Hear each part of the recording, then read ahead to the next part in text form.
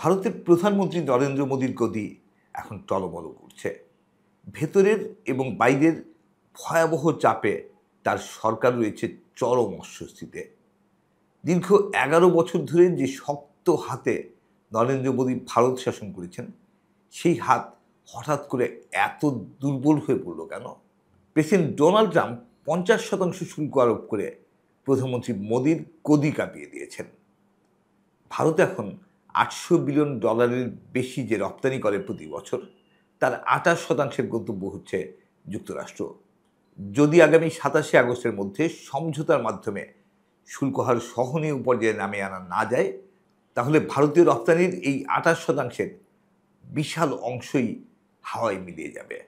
আর সেটা ঘটলে ভারতের অসংখ্য শিল্প কলকারখানা, বাণিজ্যিক প্রতিষ্ঠান ধসে পড়বে, বেকারত্ব দেখা দেবে চরমভাবে, যা ভারতীয় অর্থনীতিকে ভয়াবহ বিপর্যয়ের মুখে ফেলবে।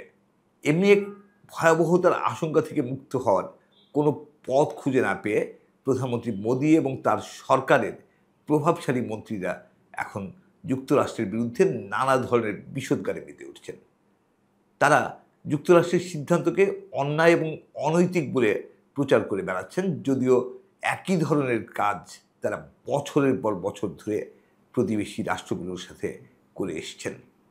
আন্তর্জাতিক বাণিজ্যের ক্ষেত্রে মোদী সরকার যখন এমনি এক নাজুক অবস্থার মুখে পড়ে আছে, ঠিক সেই সময়টাতে ভারতের ভেতর থেকেও চরম চাপের মুখে পড়ছে মোদী সরকার।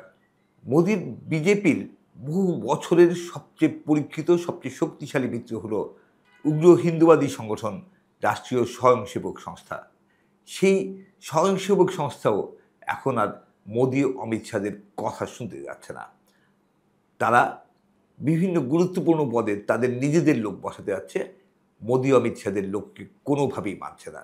আর সে কারণেই উপরাষ্ট্রপতি কিংবা বিজেপির সর্বভারতীয় সভাপতির পদে কাউকে নিয়োগ দিতে পারছে না মোদী সরকার। নরেন্দ্র মোদীর বিজেপি যখন তার সবচেয়ে শক্তিশালী মিত্রের সাথে চরম বিরোধের মুখে রয়েছে, ঠিক সেই সময়টাতে ভারতের সব বিরোধী দল মোদী সরকারের বিরুদ্ধে একাট্টা হয়েছে। তারা ভোট চুরির অভিযোগকে কেন্দ্র করে মোদী সরকারকে এমনভাবে বিব্রত করছে যে এই সরকার যেন ভুয়া ভোটের উপর ভর করেই এত বছর ধরে ক্ষমতায় টিকে আছে।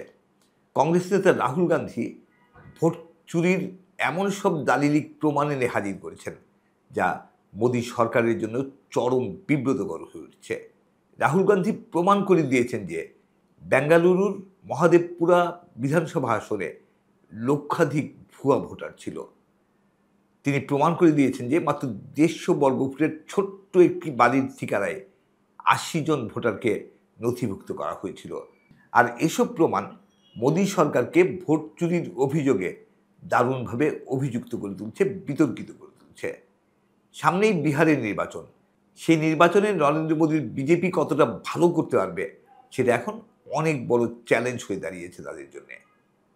বিহারে যদি হেরেও যায়, তাতে মোদী সরকারের পতন ঘটবে না, কিন্তু সরকারকে অনেক বেশি অস্বস্তিতে পড়তে হবে।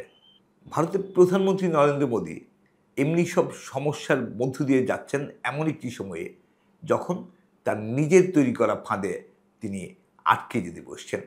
২০১৪ সালে মোদী যখন প্রধানমন্ত্রী হন, তখন তিনি বিজেপিতে সক্রিয় রাজনীতির জন্য একটা বয়সের সীমা নির্ধারণ করে দিয়েছিলেন। সেই সীমা হলো ৭৫ বছর। আর ৭৫ বছর পেরিয়ে যাওয়ার কারণে লালকৃষ্ণ আদভানি, মুরলী মনোহর যোশী, যশবন্ত সিং কিংবা যশবন্ত সিনহার মতো সিনিয়র নেতাদেরকে, প্রভাবশালী নেতাদেরকে তিনি সক্রিয় রাজনীতি থেকে বিদায় দিয়ে উপদেষ্টার কাতারে পাঠিয়ে দেন। সেই ফাঁদ এখন মোদীর নিজের সামনে এসে দাঁড়িয়েছে। আগামী ১৭ই সেপ্টেম্বর নরেন্দ্র মোদী ৭৫ বছর পূর্ণ করতে যাচ্ছেন। আর বিজেপির এই সংস্কৃতির ধারায় মোদী ৭৫ বছর পূর্ণ হলে সক্রিয় রাজনীতিতে থাকতে পারবেন কিনা, তিনি প্রধানমন্ত্রীর পদে থাকতে পারবেন কিনা, সেটাও একটা বড় প্রশ্ন হয়ে তার সামনে এসে দাঁড়িয়েছে। শেষ পর্যন্ত গদিতে মোদী টিকে থাকতে পারবেন কিনা, সেটা দেখার জন্য আমাদেরকে সেপ্টেম্বরের দিকে তাকিয়ে থাকতে হবে।